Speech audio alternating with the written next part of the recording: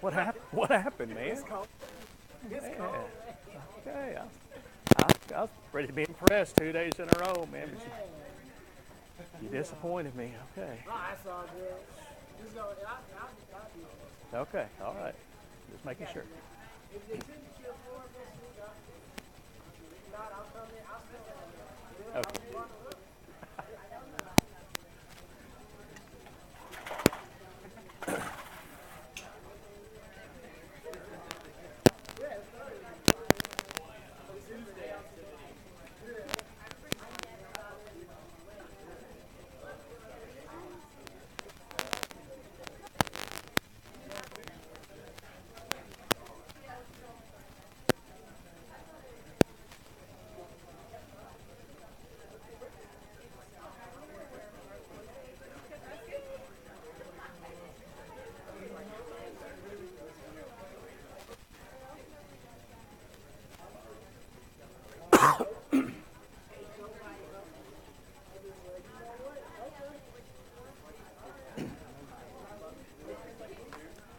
Okay. Let's go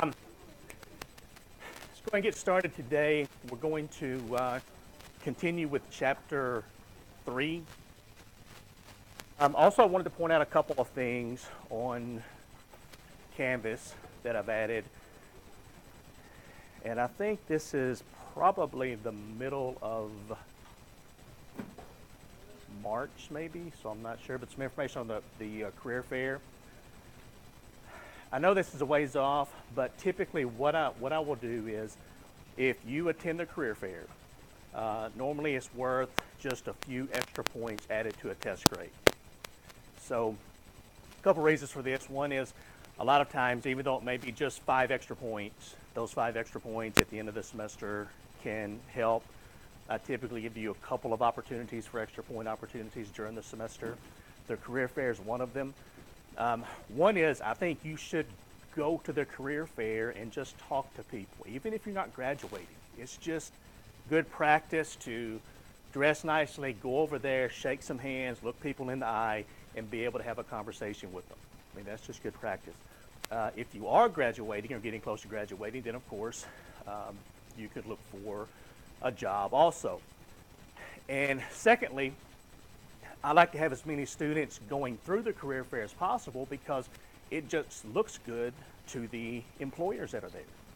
Even if you're not talking to them, when they see crowds of students coming through dressed nicely, they're going to want to come back to Murray State. So even if you're not looking for a job now, you may be this time next year, and so if we make a good impression this year, they will be back for Murray State students next year. So again, we'll talk more about that when it gets closer. Also, for anybody who is graduating in May, I don't have it up here yet. I'm waiting on one more piece of information, but there's a company called SS&C Technology, I think is the exact name of it, SS&C. And they're located in Evansville, and they work with hedge funds. And I've had 3 students go to work. Really happy with the job, the pay. They're looking for finance students, accounting students, some management, marketing, information systems. So I'll get that announcement put up just as soon as I get one more piece of information from the former student who emailed me about that. And they're going to be, I think they're going to be at the career fair, but if not, they're going to be holding a day of interviews, and there'll be information that will be here under employment information. So that will be listed here. All right, so working on jobs for you, trying to, and that's one thing I've done for a long time, is work with students, trying to get you jobs, trying to get you internships, that type of thing. The only thing I ask is, when you go to work, and when you move up to the point where you can say, yes, I'm going to hire somebody, you have that authority, call back to Murray State. Email Murray State. Email me. Call me and say, hey, we need an intern. We need some part-time employees. We need some full-time employees. Because I remember, as long ago as it was, how hard it was to get a job, especially your first job. And I would have really liked for somebody to have helped me with that first job. So whenever you're out there I'm asking, call back. I mean, that's how universities are successful. They have successful graduates. They hire people who are graduating, and it just perpetuates itself. So that's what I'm asking you to do, and you're going to see a lot of emails from me from former students that I pass on to you, and so I just ask you to do the same. All right.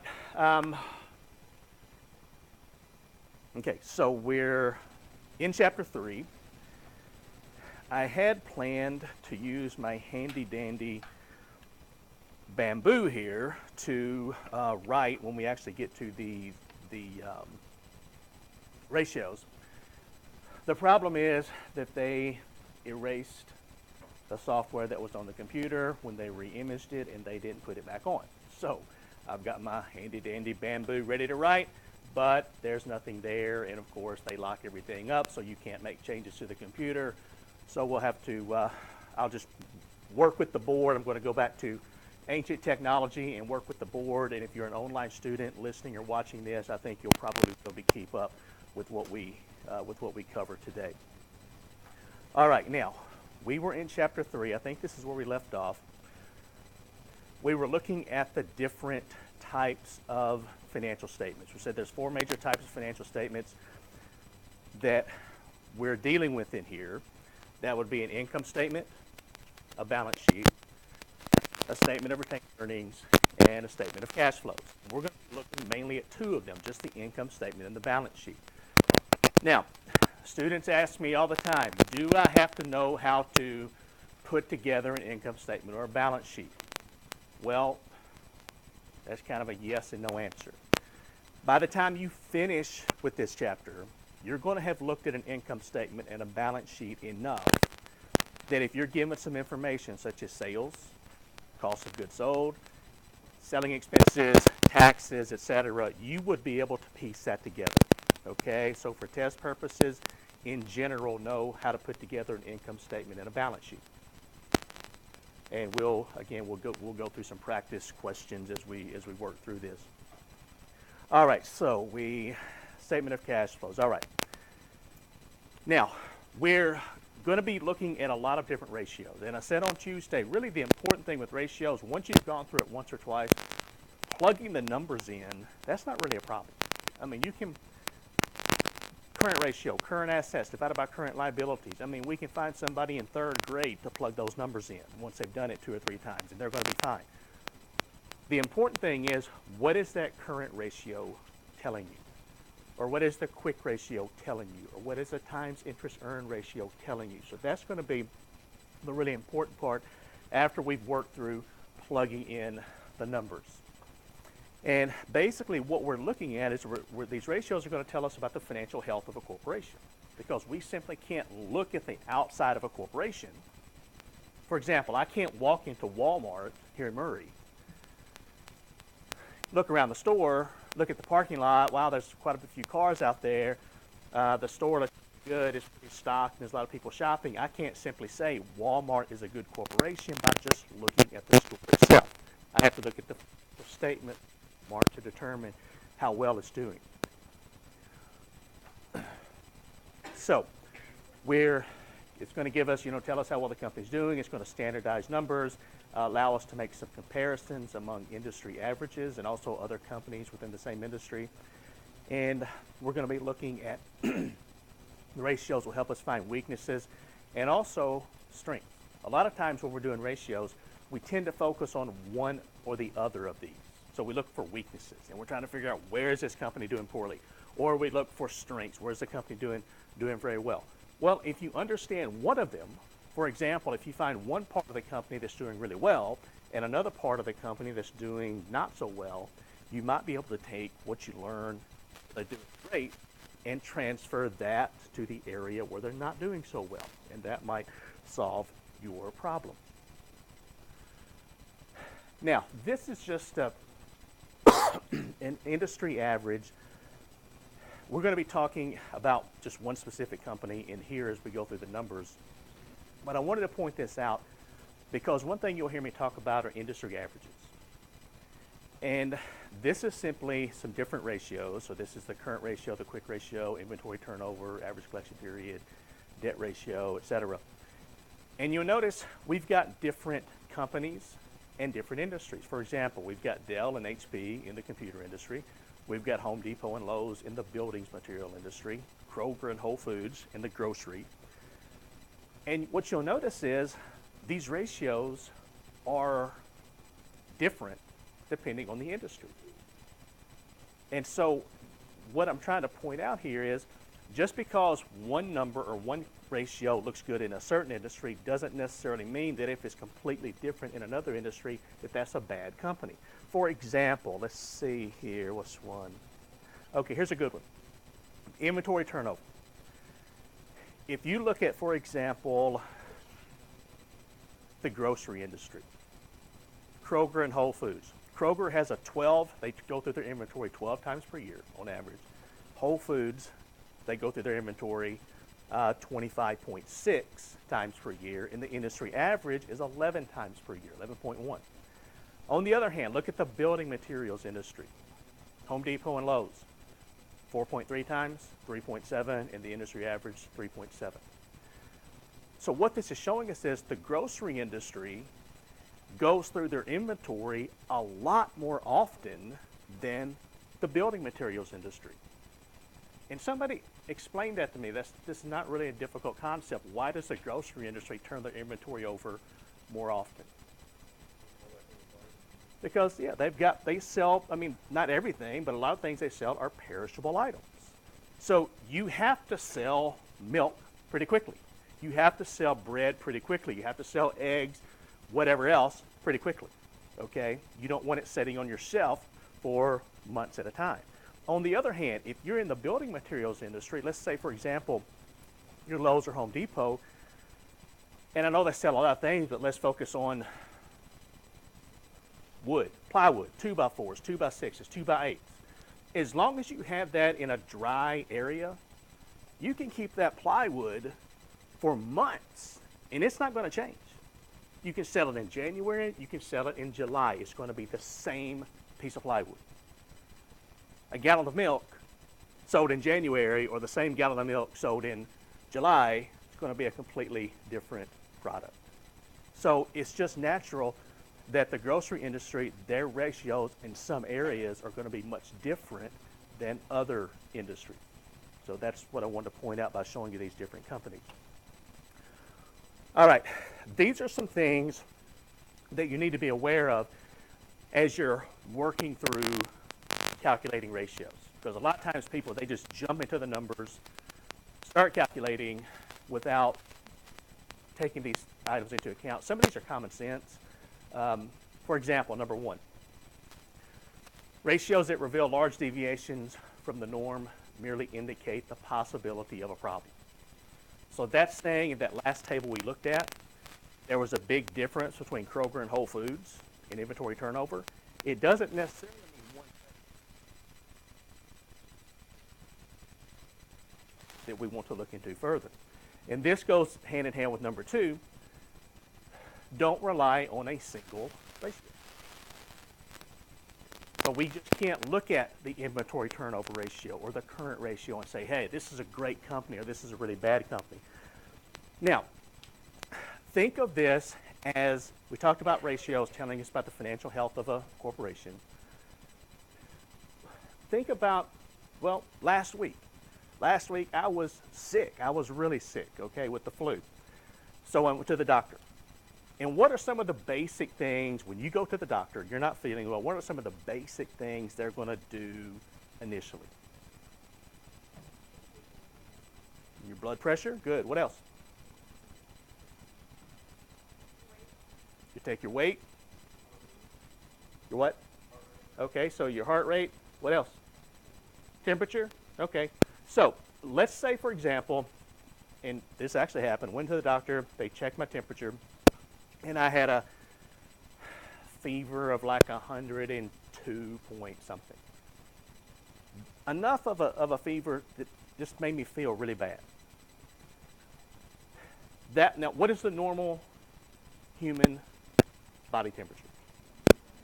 98.6 approximately, okay? So my temperature was 102 point something. The average is 98.6. It was way above average, At least in my opinion, it was way above average because I felt terrible. So did the nurse that was taking my temperature, did she sort of get a really worried look on her face? Kind of looked at the temperature again, asked me to sit down, tell me, I've got some really bad news for you. The average temperature is 98.6. Your temperature is 102.4. I'm not really sure you're going to make it out here alive. Okay? No, I mean, it was above average, but that was just one item of many things that they checked, including a flu test to determine what was wrong with me.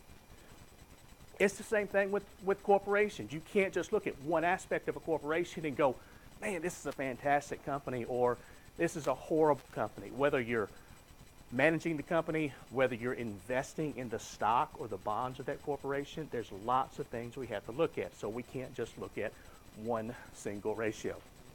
Another item. This is hopefully common sense. Financial statements should be dated at the same point in time. So if we're looking at a corporation, we're looking at their income statement and the balance sheet, both of them should be dated at the same point in time. For example, December 31st, 2016. But I'll have students, sometimes they're doing a project for another class, and they come to me and ask for some help, and they'll bring me an income statement and a balance sheet, and they're two different dates. Well, that doesn't really help you a lot, okay? Or they bring me the income statement and balance sheet of two different companies, and one's 2015, the other's 2016. Well, you can't make an accurate comparison. You have to have them dated at the same point in time. Number 4, it's preferable to use audited financial statements.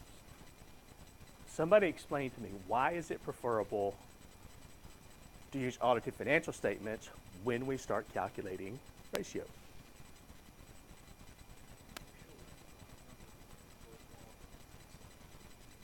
So say that again. Okay, so make sure there's nothing's wrong or missing. Okay, that's good. Anybody want to add to that? Be more accurate. Okay, so what is an audited financial statement? What does that mean if a financial statement has been audited?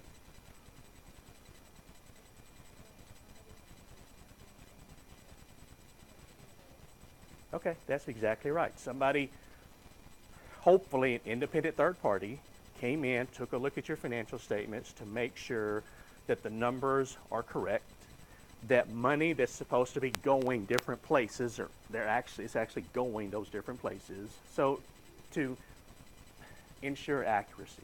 All right? So now it doesn't mean that if you have audited financial statements, they're always 100% correct. And we've seen that with a lot of business fiascos over the last several years. But it should give you more peace of mind. Now, I can tell you that in a perfect world, it's really nice to have audited financial statements.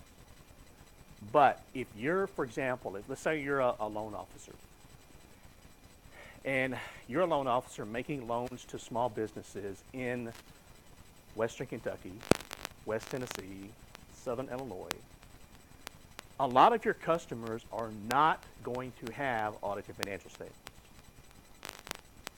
Why is that?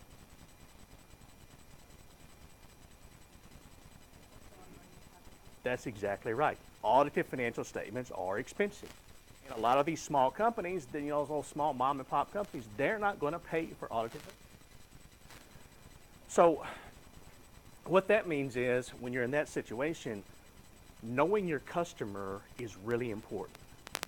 Because if you know your customer, if you know their business, you can look at their financial statements and you can tell pretty much, especially if you've been dealing with them for several years, you can tell pretty much if their income statement looks correct or almost correct. If they've doubled their income from one year to the next, you might want to ask some questions about that. Or if the amount of assets on their balance sheet has been cut by 50%, you might want to ask what's going on. But typically, you can pretty much tell what's going to happen. I won't get into a lot of details, basically for time reasons. But when I was loaning money, one of my best customers I ever had, and this was a very, very wealthy individual who owned a lot of rental property and some other companies besides that, He one time provided me the financial statement, income statement, and a balance sheet, handwritten on a brown paper sack. The kind, when you might not remember this, but when you used to go to the grocery, instead of getting all plastic, they had brown paper sacks. And I had requested an updated financial statement and balance sheet from him, a personal statement and on his corporation. And he was a guy, if you looked at him, if he walked into this class right now, you would think a homeless person had walked into the class. And that's what he looked like, that's what he dressed like, and he was worth several $1 million. So that goes back to what we talked about on Tuesday. Also, that you can't judge a book by its cover. And a lot of people that don't look like they have much money, sometimes they're loaded. Well, this guy did business the old-fashioned way. If you shook hands on a deal, that was good enough for him. And typically, annually, you have to get updated financial statements from your customers. And so whenever I asked him that, he took it as somewhat of a personal insult that I needed more information because he was doing business with me, nothing was wrong. Why am I questioning his honesty by asking for updated financial statements, which is just a common question that you ask your customers. So he had gone out to his van. He had a lot of cars, but another thing he owned was a pawn shop. He just liked buying and selling stuff. It didn't matter what it was. And so he went out to his white, kind of like a work van that he drove because he could go to auctions and flea markets, and he could just buy a bunch of stuff to bring back to his pawn shop. So he drove one of these white, kind of child molester type vans, and it was always full of crap. So apparently when I asked him, he went out there, the only thing he could find to write on was a brown paper sack, and so he had scribbled out, to the best of his memory, an income statement and a balance sheet, and he brought it in. Now, there are things in business that you can learn from a textbook. There are some things we don't cover in class, okay? That was one of the things I had never covered in class. And that was, do I simply sort of laugh at his paper sack, tell him that's not going to work, and get me a real updated financial statement? Or do I simply smile, take the sack, tell him thank you, and then worry about it another day when he's calmed down some? We didn't cover that in class, okay? But I decided I'm going to take the sack, I'm going to smile, say thank you, and I would worry about it another time, which is what I did. So I put it in his loan file and forgot about it.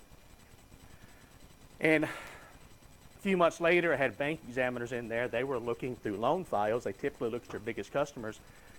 And they pulled his loan file. I'd completely forgotten about his paper sack. And they probably thought I was one of the worst bankers in history. Okay, I've got customers giving me financial statements on paper sacks. They didn't find it that amusing. Okay, I thought it was kind of funny. They didn't think it was so funny. So there was a lot of explaining going on. Now, that story, and there's lots of other stories I could tell you about this guy, but I'll leave it at that.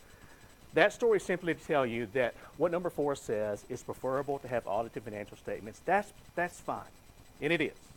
But sometimes you have to be flexible. Sometimes you have to use some common sense and determine what's going to be best for my business, and you're not always going to get these nice audited financial statements. Number 5, financial data should be developed using the same methods. This is referring to things like inventory methods. First in, first out versus last in, first out, those types of things. If you know what type of inventory method one company uses and you can make an accurate comparison, that's fine. Okay, sometimes you don't know that. Also, depreciation methods come into play here. And then number 6 says inflation can distort your results.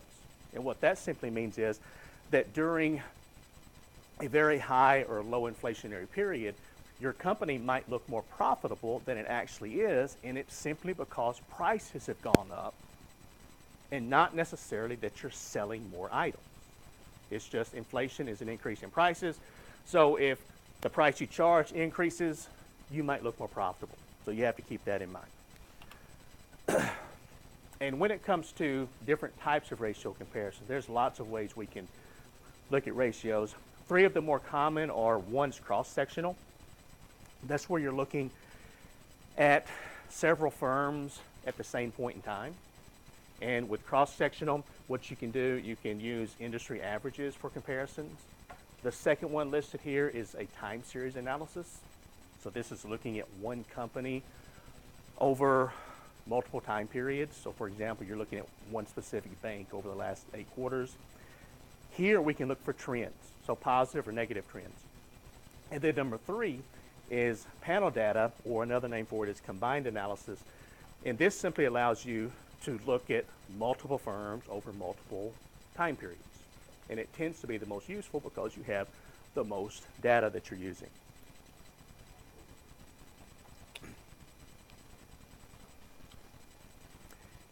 And what we're going to do the next thing we do when we start getting into these ratios, we're going to look at sometimes 2, sometimes 3 or 4 ratios from each of these categories. So you need to know these 5 categories of ratios. Liquidity ratios, this basically tells us if the firm can meet their financial obligations. Activity, how effectively is management using its assets to generate sales. Debt management ratios, it says it measures the returns of the firm relative to various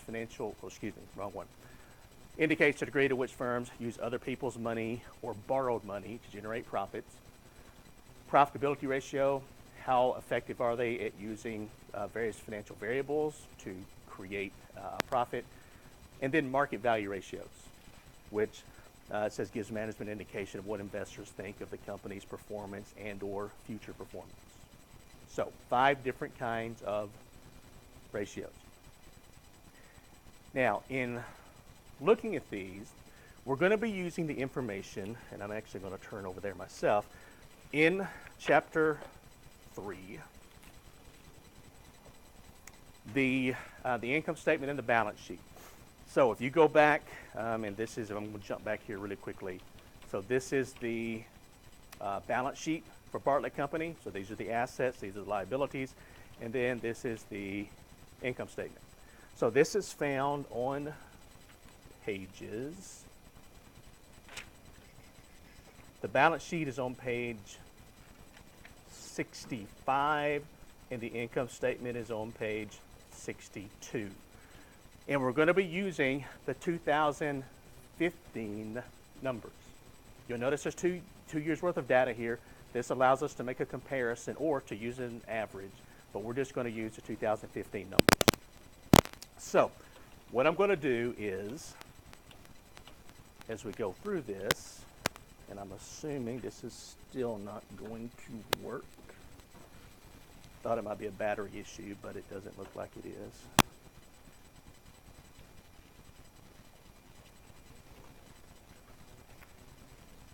Okay. We're simply going to trudge through these different ratios. Now, I wish there was a way that I could say that I can lecture ratios into your brain without having to go through and calculate all of these. The problem is there's really not. So the easiest way to learn this is simply to work through them. So what I'm going to ask you, you'll notice for each category, I'll have the ratios listed. In this case, for liquidity ratios, we have 2, the current and the quick ratio. Next, I have the ratio itself, the formula. So the current ratio is equal to current assets divided by current liabilities. And then typically I'll have 1 or 2 statements at the bottom of the slide talking about that ratio and what it tells us, or what we're looking for. Now, you'll notice what I have, that's what I have. This is it. So I'm going to need your help in, and I'm just going to, I guess I'll just put them here on the board, in filling out these ratios.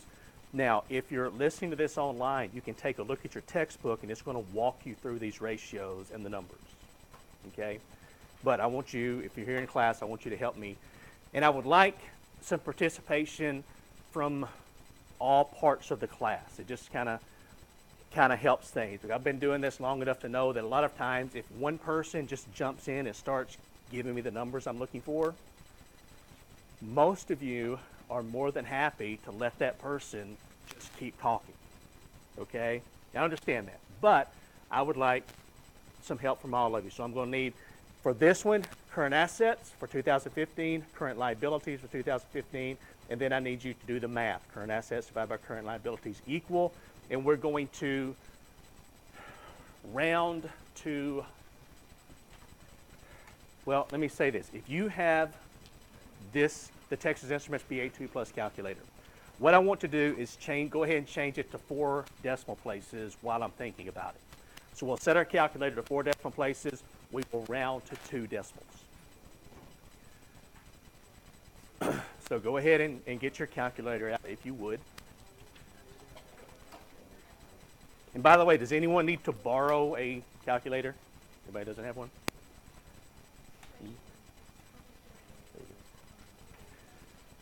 Okay, so if you have the Texas Instruments BA2 Plus calculator, you're going to see, once you turn it on, typically it's going to be set to 2 decimal places. So it'll say 0.00. Right above the decimal point, it should say the word format. I'm going from memory here, but I think it's right. So if you press the second key is going to be on the left-hand side towards the top. It's either going to be a yellow, a gray, or a white key. So press the second key and then the decimal point. It should say DEC equals, and it probably says 2. We want to change it to 4. So to do that, press the number 4 key, and then press the Enter key on the top row of keys. A lot of people, when I say Enter key, they think I mean the equals key. I don't mean the equals key. I mean the Enter key, E-N-T-E-R. So now, once you do that, it should say DEC equals 4. So now if you press your clear button in the bottom left-hand corner once or twice, you should show 4 decimal places. So did everybody get that, or do you want me to say that really quickly one more time? Second key, decimal place, decimal point. Press number 4. Press the Enter key, and then press your clear button in the bottom left-hand corner. And you should be showing 4. Now, if you have another type of calculator, I don't know how to change it, but I'm sure you can probably figure it out because you're smart.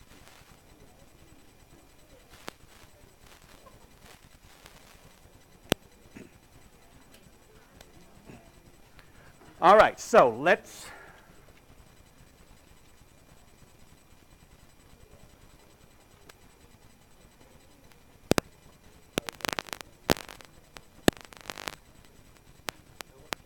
this.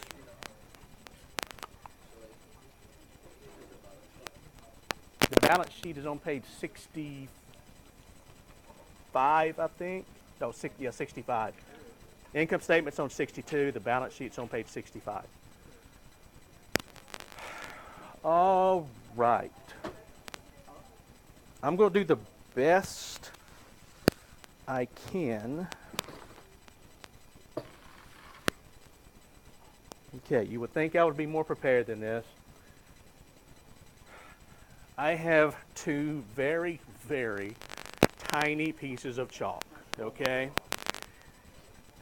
So this is going to be, I guess, I have 2 erasers, but that is all I have for chalk. Okay, so I'm going to do the best I can with this. Sometimes you have to make do. Next door? Okay. Oh, okay. Okay. So let's jump into the current ratio. So the current ratio, current assets divided by current liabilities. This company for 2015, its current assets are how much?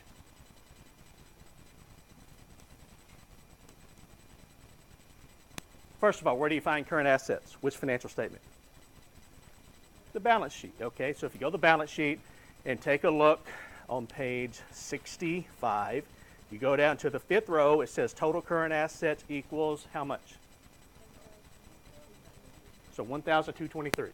So 1,223 divided by current liabilities of how much?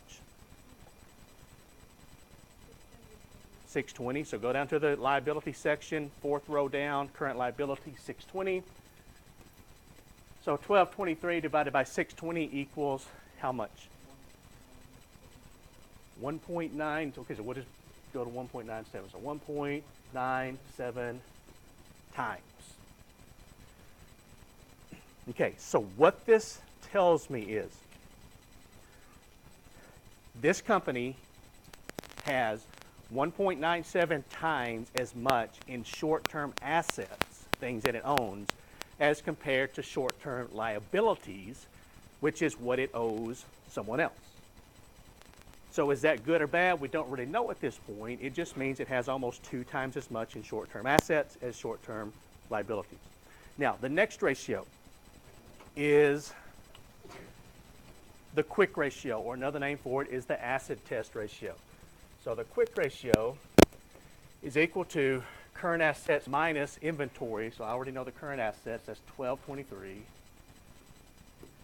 How much is inventory? Okay, so 289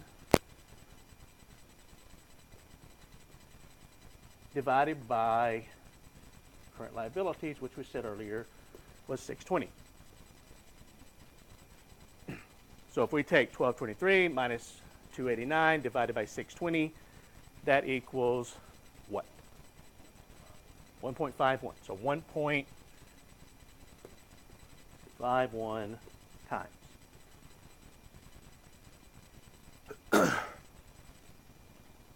Okay, so a couple of comments about this. One, it says, the first bullet point, inventories are subtracted due to their illiquid nature. So what does that mean? Because remember, this is a measure of liquidity. If this company has an emergency, if they need to raise cash quickly, this tells us, can they do it or not? And we're subtracting inventory because they're illiquid.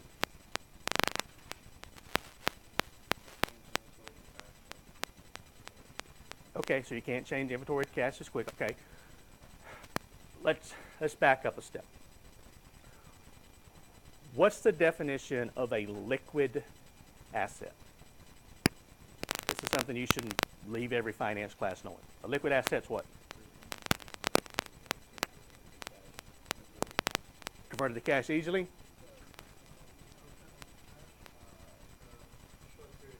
Okay, turn it to cash in a short period of time. Okay, good. Anybody else want to add to those two excellent definitions? All right, what was said is exact. I mean, it's 100% correct, and it is the 100% correct first half of the definition of a liquid asset. That's what everybody says. When I say, what's a liquid asset? They always say, it's an asset that you can convert to cash quickly. And that's right. But that's only half of the definition. Let me give you an example to show you why that's half the definition.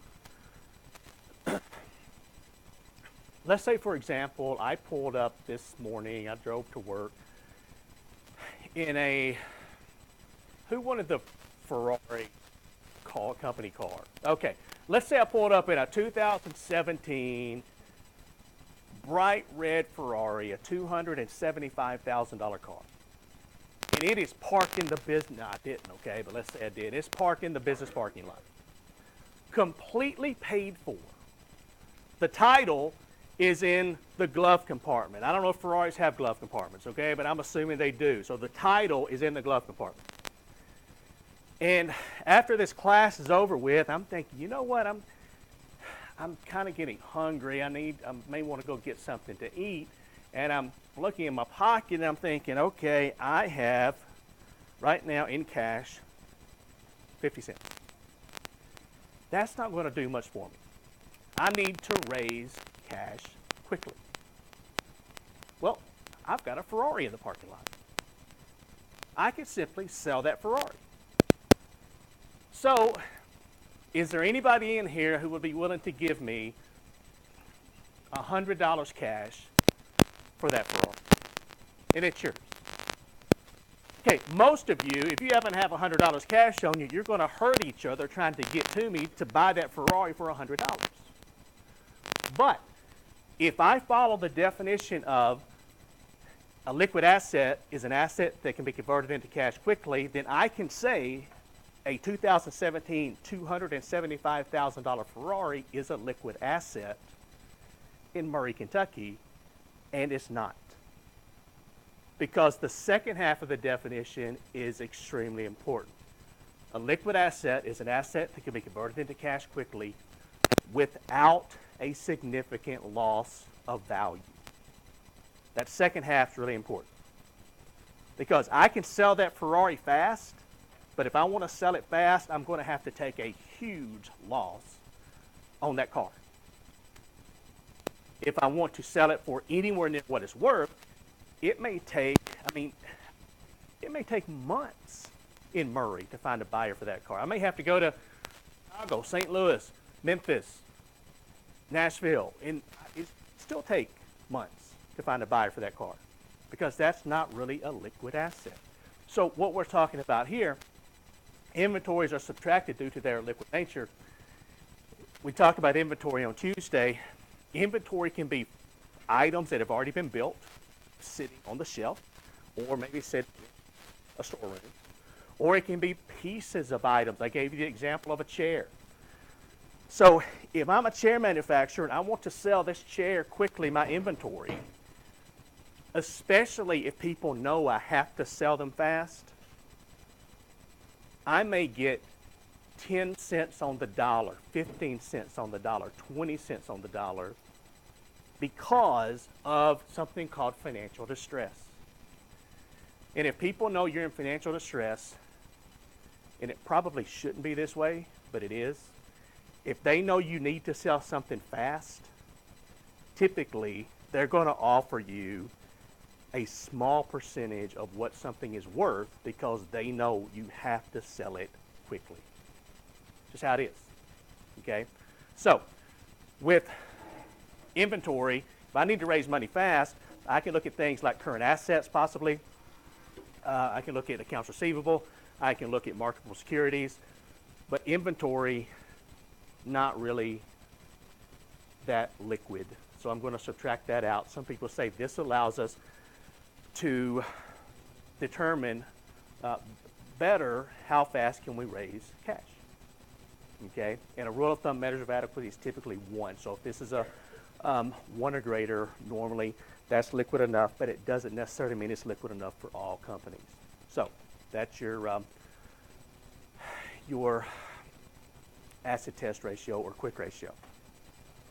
Now, this is basically talking about liquidity needs of companies, and this is simply saying that typically large companies have better access to cash than do small companies. So if a large company needs to raise cash quickly because of some type of financial emergency, they typically have some type of emergency line of credit set up so that they can take care of that without much of a problem. Now, this is also, a lot of these ratios, as we've taken a look at, you can also use those for personal examples. So, when we're talking about liquidity, for example, it's important as an individual to have enough cash on hand that if you have an emergency, you can get to that cash pretty quickly, or you can raise that cash pretty quickly. But you don't want too much cash, because what is cash earning for you in terms of a return? Nothing. So you have to make a trade-off between keeping cash on hand and investing that cash where it's harder to get to, but it's earning you a return.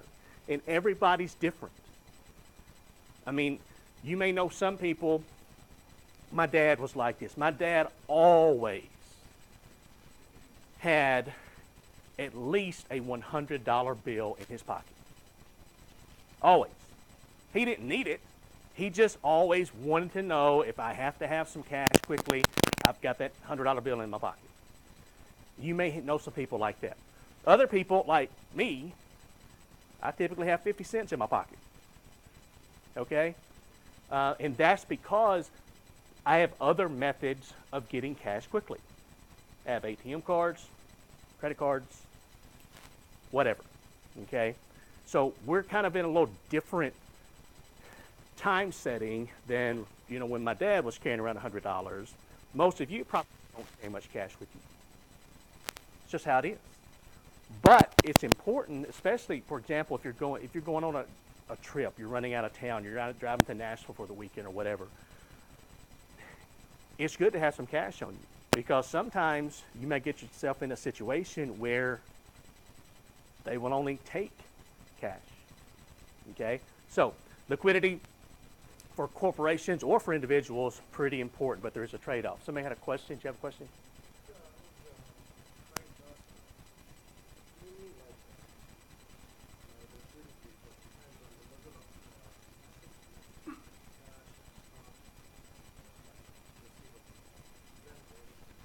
Yes. So typically, if you take a look at the balance sheet, you'll see, for example, at the top, most corporations have some cash on hand.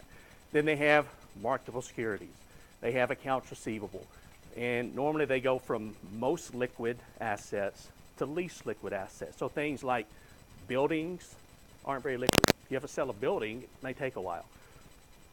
Cars, equipment, that kind of stuff, typically not very liquid. All right. Okay, so some activity ratios now. We've got a few listed here. One is the inventory turnover ratio. So let's take a look at that. That is cost of goods sold divided by inventory. So let me, okay. So that is here. Okay. So for this company for 2015, its cost of goods sold is how much? So 2,088 divided by inventory of, we said earlier that was 289. So 2,088 divided by 289 equals how much? How much? 7.22 times. So 7.22 times per year. So this company goes through its inventory an average of 7.22 times per year. Now, you could also calculate the average age of the inventory. I've got that listed here. We would simply take 365. And by the way, what does 365 represent? Number of days in a year. Okay. You will, let me say this, you will occasionally see some companies using 360 as the days in a year. Okay. Now, we all know there are 365 days in a year. Why would they use 360 instead of 365?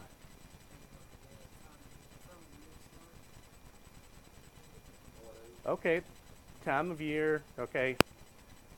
Think about it for a minute, mathematically. Yeah, it's simply easier to work with than 365. 360, you can divide that easily by 12. You can divide it easily by 30. So a lot of companies use 360 instead of 365. And let me say this, there's nothing wrong with that if you are consistent in using 360. You want to use that for days, that's fine, okay? But you have to be consistent. You can't use 360 for one, 365 for another. So if we took, for example, the 365, the average age of the inventory, and took our 365 divided by 7.22, what does that equal? How much? 50.55. Okay, so 50.55 days. Okay, so this company, the inventory lasts approximately 50 days. Now again, is this good or bad? We really don't know. This one we talked about earlier. This is going to change a lot among industries. We talked about the grocery industry, for example. So if you're Kroger and you have milk, cheese, eggs, meat, whatever, you have to sell that stuff pretty quick. You have to turn it over a lot. If you're a company like Boeing, for example, Boeing makes a lot of things. One thing they make are big jetliners. Boeing doesn't make many jetliners per year. But the ones they do make are really high profit items. So Boeing may have a really low inventory turnover ratio. Kroger may have a really high inventory turnover ratio, but we can't say one is really better than the other because they're completely different industries. Okay, so inventory turnover. The next one is the average collection period. It's equal to accounts receivable divided by average sales per day, which for average sales per day, we have to take annual sales and divide by 365. So let me do that first. So if we take sales divided by 365, sales is 3,074.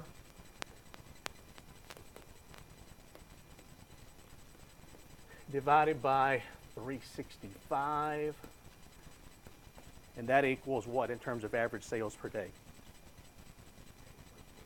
8.42? Okay, so 8.42. And now if we take the average collection period, that is equal to accounts receivable, which are how much for 2015?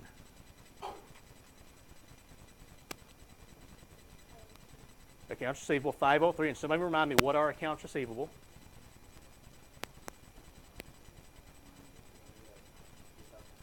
Okay, so it's money that's owed to you. You've sold items on credit, your customers haven't paid you yet. So that is 503 divided by 8.42, which equals how much? 59.73. So 59.73 days is what that tells us. So this tells us it takes this company approximately 60 days to collect money that's owed to them. Again, is that good or bad? We don't really know at this point. If this company has, for example, a 30-day collection policy where they should be paid within 30 days, then 59.73, that's not very good. But if they have a 60-day collection policy, then they're basically right where they should be. But it might be something we want to take a look at. Another ratio, average payment period, is equal to accounts payable divided by average purchases per day. So let's see, I'm going to move some of this. And it tells us to calculate the average purchases per day, we have to take annual purchases divided by 365. Now, there's a problem here. There's no place on the income statement or the balance sheet that we can easily determine the amount of annual purchases. Now, you might be able to back your way into it, but we can't really determine that easily. So we're going to take a shortcut here. To calculate annual purchases, we're simply going to take the cost of goods sold and multiply it by 0.7. There's nothing magic about this. This is just what your textbook uses to estimate annual purchases. So some companies may use other numbers, okay? But in here, we're going to use 0.7. So if we take the cost of goods sold and multiply by 0.7, that's going to be 2,088 times 0.70. And so what does that equal? How much? Okay, so I'm just going to say 1,461. So now if we follow a ratio and we take the annual purchases of 1,461 divided by 365,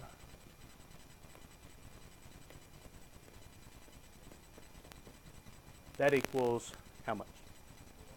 4. Okay, so 4.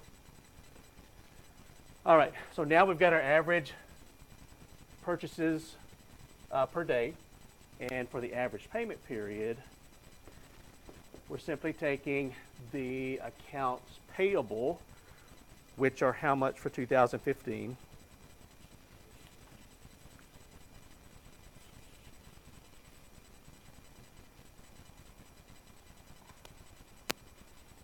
Accounts payable are 382. Okay, so maybe remind me, what are accounts payable? Money you owe other people, so you bought it on credit, so you owe them, in this case, 382 divided by 4. And that equals how much? 95.5? So 95.5 days. So this tells us how long it takes us to pay our bills, and it's taking us over 95 days to pay what we owe our customers, which again seems like a pretty long period of time. It takes us over 3 months, but again, that might be good or bad. We don't really know at this point. All right, let's see what else. Let's finish this category at least. Okay, the next one, fixed asset turnover ratio. It's equal to sales divided by net fixed assets. I think that piece of chalk is about finished. Okay, we'll move to my next one. I know you're sitting there just thinking, okay, when are his fingernails going to go across the chalkboard, okay? Well, luckily I don't really have much in fingernails, so you're safe. Fixed asset turnover, sales divided by net fixed assets. We've talked about sales before. We said that that is 3,074.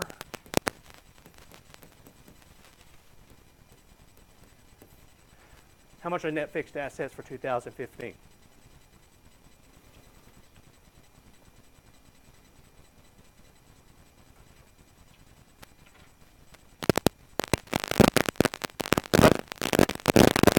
$73.74. Okay, so this equals what? 1.7. 1.2.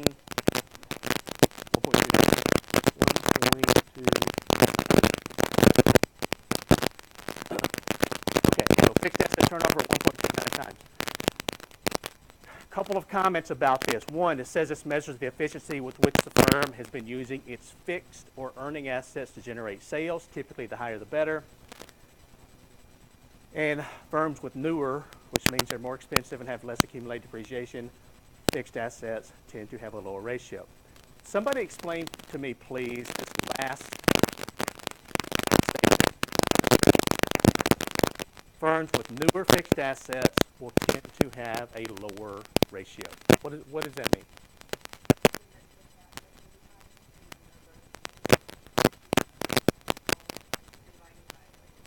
Okay, that's perfect. That's exactly right.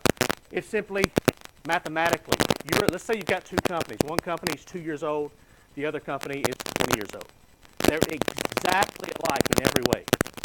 They have the same amount of sales. The only difference is the older company, if you look at the balance sheet, there's something called accumulated depreciation. The older company is going to have more accumulated depreciation, which means its net fixed assets are going to be smaller. So in this case, the newer company is going to have a larger denominator. The older company, which means mathematically the ratio will have to be lower. So again, there may not be any difference in companies. It's just one has newer assets, so the ratio is going to look different. That's something you need to be aware of when you're looking. All right, so the fixed asset turnover, total asset turnover, sales divided by total assets. So sales, we know what that is, 3,074 divided by total assets of, what do we say, 3,597.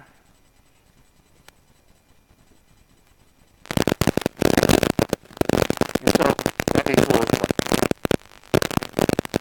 0.85.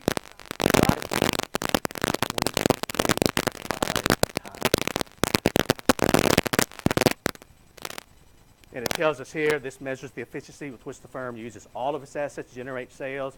Again, typically the higher the better. And also that this is a good place to look for signs of the agency problem. Now let me explain this. What we're doing here is we're simply saying, how much in sales are we getting out of the company's total assets? So if you have assets purchased by the company, it should be hopefully helping to create sales. Now, remember I talked about perks when we talked about the agency problem. I said some companies might own a condominium at a ski resort. Now, if you spend $1 million on a condominium at a ski resort for your corporation, that's not necessarily a bad thing. If you've got a good customer, or maybe you're trying to gain a good customer, you say, hey, here's the keys to the condominium. Take your family for a week of skiing. That person, they have a lot of fun.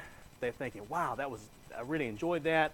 And so they come back and place a big sales order with your company. But if, let's say I'm the CEO of the company, I spend $1 million of company money on that condominium, and I use it with my family 1 week per year. And that's it. It sits empty the rest. Then that asset is not helping to generate sales. And so what that means is if you're looking at two different companies and one has a higher total asset turnover than the other, you may have one company whose CEO or maybe some of its senior officers are buying a lot of assets, but they're not being purchased to generate sales. They're just being purchased for the benefit of the officers of the company. And that's where this is one place that might show up. All right, so that is a good place to stop for the day. I'm tired of having to write with that chalk. So on Tuesday, be reading chapter 3. We're going to finish up chapter 3 on Tuesday. Also, probably what I will do is I will have your first quiz that I'll make available next week, probably after Tuesday's class. And it's more than likely going to be related to chapter 3. Okay, so it'll be some calculating some ratios. So pretty simple, pretty straightforward. Don't worry about it until next week. Have a great weekend. I will see you on Tuesday. Typically most quizzes are 5 to 10 questions.